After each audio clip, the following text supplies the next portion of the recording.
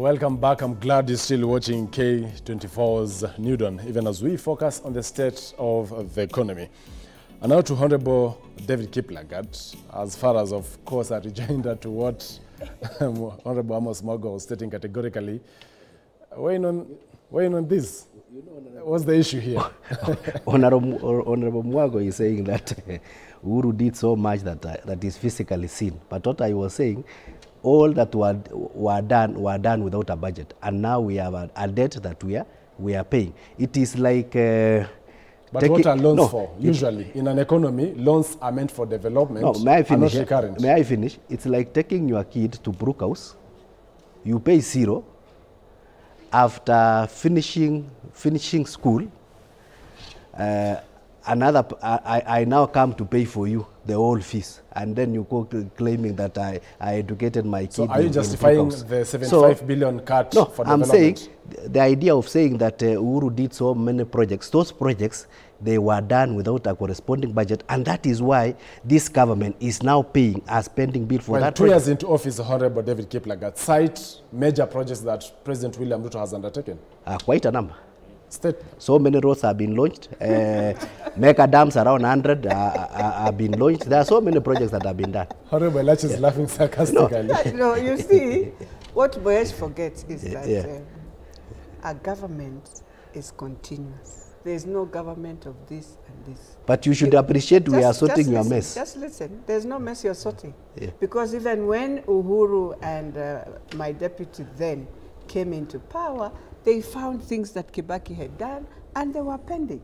And they picked on them and ensured. Because we, all of us, go through the Vision 2030 that we agreed as a country. Now it is 5 years. We should not be even saying Vision 2030. We should be asking ourselves, in the Vision 2030 then, that the deputy president, then Mwai Kibaki executed for our country, what have we achieved? In fact, that's what we should be talking as a country today. Well, and so if he was able for them to clear, what the president should be doing is also clearing what he found, so that before you bring in any new project, you clear what is there. Because those are not somebody's project. They are projects for Kenyans, used to be done by taxpayers' money. Honorable Mwago, any major projects that perhaps you've seen, at least in Nairobi? Thank you. Thank you, Chacha. Affordable housing, there's quite a lot that is happening. Thank you, Chacha. I will speak to affordable housing. Thank you, Chacha. And it is good now that we have this debate here, because I think we have to start with where we are as a government. When you see the government in the budget making process comes up with a budget with so many estimates, then after some time, you hear there's something that is called Supplementary 1. Supplementary 1 is actually a revision of what the budget has proposed, versus when they go to the reality, the challenges they face, they come and re-amend the budget. But now this government has gone on to have even a Supplementary 2. When we were in university, there was something that was called supplementary exams. Once you fail the major exams, you go to get a supplement. But if you found a student going for 2 supplementary exams, there's a problem with that student. That means he's doing so badly. That is where we are as a government. And that is why when my colleague here argues that they found a mess from the handshake government and they have borrowed 2.5 trillion, we are saying the handshake government borrowed that money up to 8 trillion, but we can see major projects that happen. Yes, now, as he says, the excuse for overtaxing Kenya, they are saying they have to pay loans. So all this revenue that they collect, they can actually use it to address the issue of repaying loans. But what about that money that they have borrowed? Where is it going to? That is what we need to see. Because of burdening taxes, Kenyans by saying we are collecting more to repay the debts that Uhuru left. But you're also borrowing. Where is this money that you're borrowing? Where is it going to? That is why I'm asking, is there any project that we've seen that has been introduced by this government? 2 years down the line, it's a story of relaunching projects that were done by Uhuru Muigai Kenyatta. Others have stalled, like the Mau Mau roads that you're saying. They have stalled, actually, and you're telling us you borrowed an equivalent of 2.5 trillion. That is why we're asking, where is this money going to? Well, that's a simple question. Honorable David Kiplagat, by the way, there's, let's say, a loan that was secured by President William Ruto during the US state visit. Expressway from Nairobi to Mombasa. But you are also castigating the expressway in Nairobi. How come this time you are encouraging to have... We were not castigating the expressway. In fact, I use it quite a lot. It is really assisting. I was just saying that those are projects that were launched without a budget.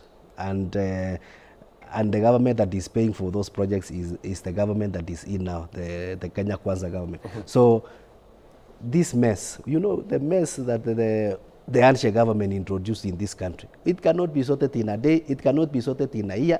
It requires a whole up to 2026 to sort their mess. So what we are telling them, Honorable Amos and Honorable Elachi, can you relax?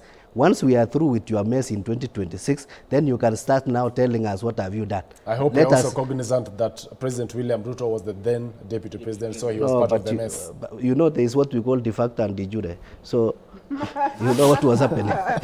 Yeah. So we live in this country. I don't think I left any mess anywhere. So yeah. I don't need to be in that mess. The mess was done from when we started just implementing our 2010 constitution. But then let me say this.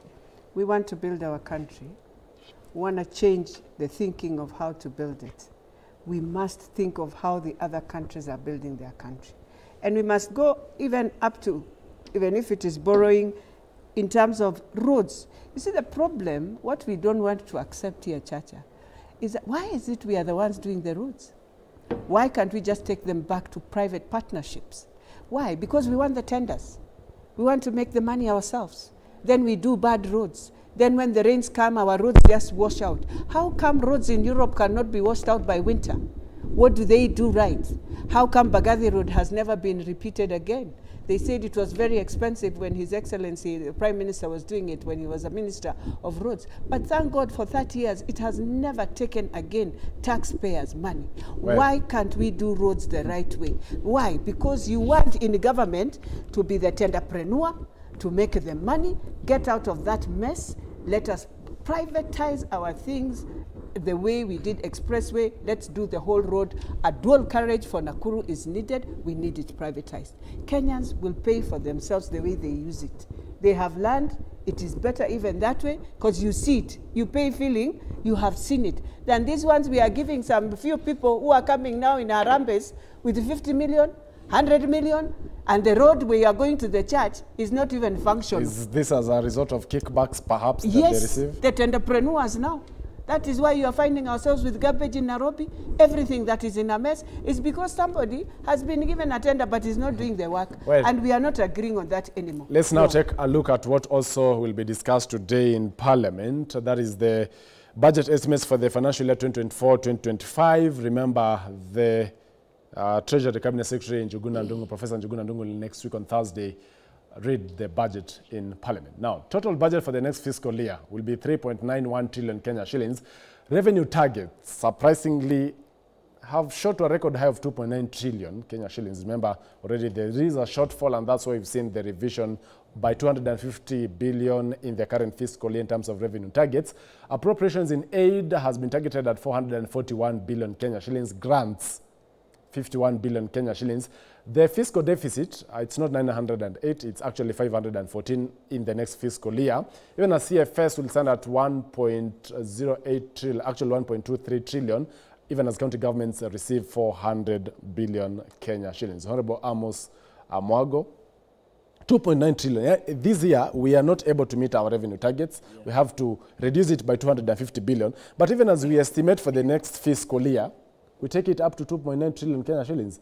And again, at least, you know, take credit for reducing the fiscal deficit to 514 billion. Are they just figures that by the end of the next fiscal year, we'll have a fiscal deficit even at 1 trillion, now that we've even expanded our revenue targets?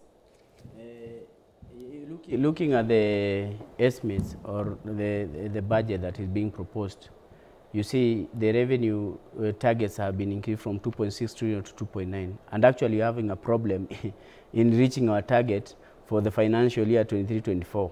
And Kenyans are already complaining. And we were exhausted. We actually exhausted so many avenues, all the avenues of raising tax through finance bill of 2023. I don't think it is prudent for people to come up with the unrealistic targets in revenue collection when actually this year we did not exhaust all the avenues for tax collection through the finance bill of 2023. I think this also boils down to the issue of trying to impress our lenders out there by coming up with unrealistic targets that will only go far too much in hurting our people. I would like to speak as an economist on what has just been presented there. Me, as I said, Chacha, I really think the government should invest more in trying to empower the element of appropriations in aid, meaning that the government is able to actually raise money through other avenues rather than relying on taxation. We see these government agencies, ministerial departmental agencies, and sagas, and they should be empowered in a way that they are able to raise so much money for this country so that we don't have to rely on taxation. You can see every prosperous economy has a backbone, that drives its economy. If you look at a country like Nigeria, it's powered by its oil sector. If you look at South Africa, the mining of gold and what. But when you come to Kenya, the story we're being told is about taxation. There's nothing that is actually something that we are able to export as a country or trade in as a country that gives back to this economy. And that is why you see, even when you go even to the local market, even the local market in Marikiti, you'll find there are some products, fruit products from Tanzania, from Uganda, but when you go to those countries, you never find anything that is exported there from Kenya. That is a challenge that we have, because we have to be creative in trying to stimulate our economy.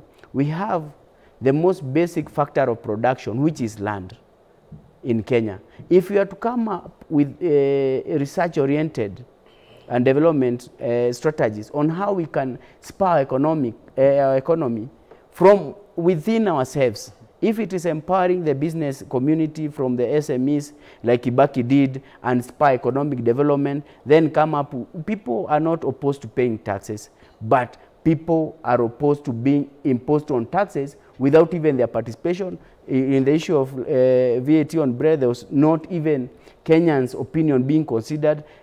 People are not doing study to see the extent of how these taxes are going to hurt the economy, the productivity of these taxes, and that is why most of these taxes are becoming counterproductive, because they are being imposed on Kenyans like roadside declarations or executive orders, like we've seen these executive orders being counterproductive. The just recent presidential executive order on riparian land, forceful evictions of people, has had so many Nairobians and so many people in this country. You can see Nairobians, people from the 10,000 Kenya shillings. They were given 10,000 Kenya shillings, but we need to see the list of the people who are compensated that money. And what can 10,000 Kenya shillings do to you as a Nairobian who has had their houses demolished? And you know, in Nairobi, we don't have land that you can go.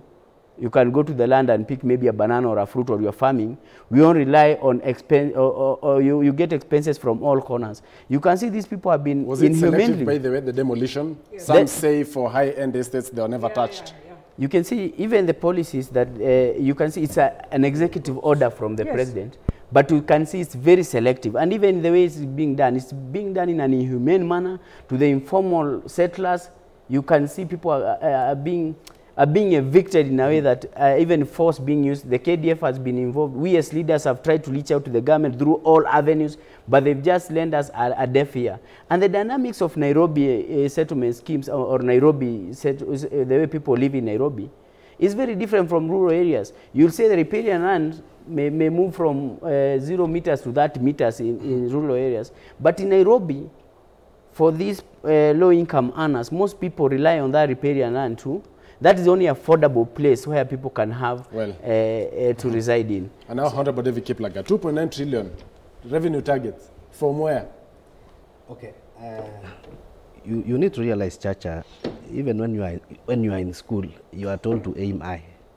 So you don't just put your target where you can reach. So you aim high so that you can look at now the strategies of achieving there. And the strategies of achieving 2.9 trillion is through the current amendments in the finance bill. Well, 2.9 trillion Kenya shillings, you are optimistic you'll get it. Yeah. On how to use it. And now, then maybe the budget estimates. May I finish? Let me just point them out. Office of the President will get an additional allocation of 1 billion Kenya shillings. That is from the current 5.13 billion Kenya shillings. That is from the current 4.03 billion Kenya shillings to 5.13 billion Kenya shillings. The Office of the Deputy President, that is regarding Gachagwa's office, an additional 597 million Kenya shillings, whereas education sector, there is a budget cut of 30 billion. The agriculture sector, you are a member of the Agriculture Committee, 14 billion Kenya shillings. Health budget, a slash of 7.8 billion Kenya shillings. Energy, 22 billion Kenya shillings. Transport, 39 billion Kenya shillings. Why? So, may I first of all explain... Does this encourage Kenyans to pay taxes? May I first of all explain the target? So when we don't achieve the target, what we always do is to relook at our expenditures, and those non-essential items are going to be looked at so that... But there's no demonstration of that in supplementary. To remember, there's a revision upwards of the recurrent budget by 51 billion, whereas development budget is not being affected. 75 billion. That's a very little amount to talk about in but a trillion compared budget. to So, how much was allocated, no, I'm it was saying only in a trillion budget, it is very little to compare 70 billion. That's like Office of the pocket President, change. an additional... So what I was saying is that budgeting goes through a process. And you cannot just at face value demean what has been assigned to those offices unless you look at the details of what it entails that is supposed to be done. So we cannot at face value just be critical of what has been. So you believe agriculture should not even get more money, yet you are a member of the same? No, in agriculture we have it is well resourced. In fact, we have grants and donations of up to 40 billion. On how money will be spent in various sectors? You see, while we look at the reductions and the increase, the question we should be asking, first let's go to the supplementary. So you bring in a supplementary in the month you are reading your new budget. That is where now the whole corruption problem starts, because you splash in this money and we are closing. Tell me how you are going to use this money and clear and have good books that the Auditor General will not question what this happened. Yet, we are saying, yes, we've even put in some little money for pending bills. But you see, if we were trying to clear all these things, if we were slashing and saying we have a special fund to clear pending bills for Kenyans who right now are struggling with having worked for government and they have not been paid, then you see the money revolving back. But this is money, Chacha, that I am wondering, even us, because in our audit reports, this will hurt us. Because you will find yourself being told by the Auditor General, you could not consume, it was, you've used, it's a low plus in your development, I don't know. Why? You are putting money at the very wrong time. Yet the Constitution stipulated very well how you pull in money in spending, so that you don't find yourselves having a lot of money. We are going back to those days which we came out, where you have too much money when you are closing the year. That is where... 1 billion allocation to the Office of the President and 500 million to DP. You see now, those are some of the things, that's why I'm saying Treasury must itemize their budget. I am hoping when the President says in 3 years, it is an itemized budget that you can see per code, that this code of health is going. And I can see more money in all the devolved functions. Let us reduce money at the national level. Well, I don't even understand why you are remaining with money of community health workers, and that money, community health workers are in the counties. Why can the county governments pay that money? Why is it being remained at the national level? Let's see what Kenyans, I'll give you a chance. The problem we had of interns, the one we've just finished, is the same problem we are bringing again. So you have community health workers being paid by governors, we have community health workers being paid by the national government. I don't think it's right. Well, let's see what Kenyans are saying about social media platforms at K24 TV, at Joel Church, and as well on our SMS and WhatsApp numbers on the bottom of your screens. We have Derek saying the entire finance bill is an operation, and I even dare say a slavery scheme. Paris, IMF and World Bank are in business of making profit. The accountability part is none of their business.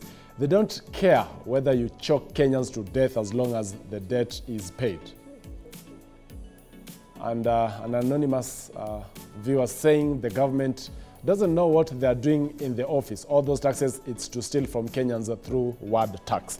Honorable Amos Mwago, your final remarks. I really want to speak on the issue of the budget cuts and the reallocation. When you're talking about a supplementary budget, maybe the supplementary budget too, my question lingers in the manner in which that we are going to address that issue. Where reduce money from different ministries and increase money to State House, to the office of the presidency and the deputy presidency. It shows the opulence and maybe the insensitivity that this government works on, because when you're telling other ministries to cut down on the expenses, which are very crucial ministries, any government that believes in the future of its populace should always invest in educating its citizens.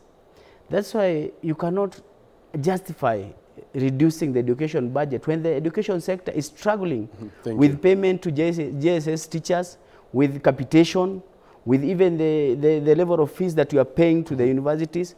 When you look at the other sector, the agriculture sector, it's a backbone of this economy. Instead of empowering those key sectors, you are cutting their budgets and actually funding offices that cannot account for money and the significance of what the money does to the Kenyan economy. Honorable Kiplagat, 30 seconds, kindly. So maybe first of all we need to compare between estimates and the real money that is spent. The real money that is spent is what has been collected or what has been borrowed.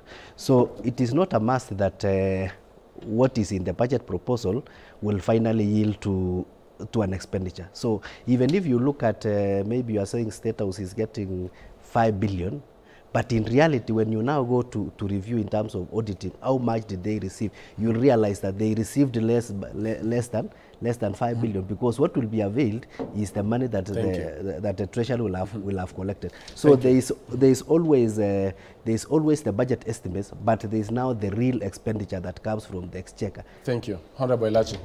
For me, I'll go to Nairobi, and I want to say now we've done the demolitions. I know in my side I have said we have to start with the key areas of Keleleshwa where people have taken, so I still have a problem on that side. But then I want to say this. After you have demolished, please don't leave that place the way I saw yesterday. Use the same young people, start cleaning that place. Either put in a road, put in good use, so that people will feel, indeed, you have removed us and there's good use. But don't just leave it there and forget that Kenyans won't come back there and we go back to the same challenges we have faced. Thank you. So for me, I want to tell the government, you've opened up, put in a road, let us start doing bamboo trees.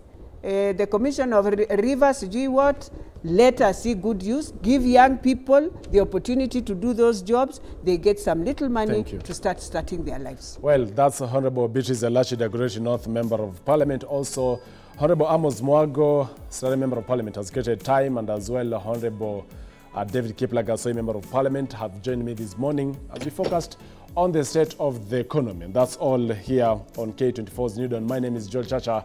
Do enjoy the rest of the video.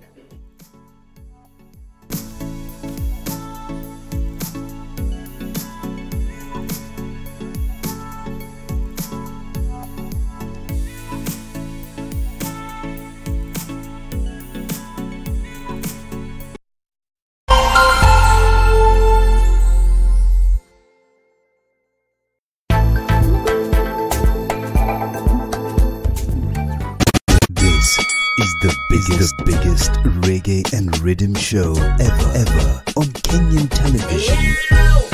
You have a ganja man and you wanna forget. Nothing about Juggle with the reggae boys. Okay, you get the new clocks, the daddy. Freeze. The talking master MC Full Stop. Ninja, rako ishachukuliwa ikavunjwa kama mayai. The juggling master, tall DJ Smash and the Wickers.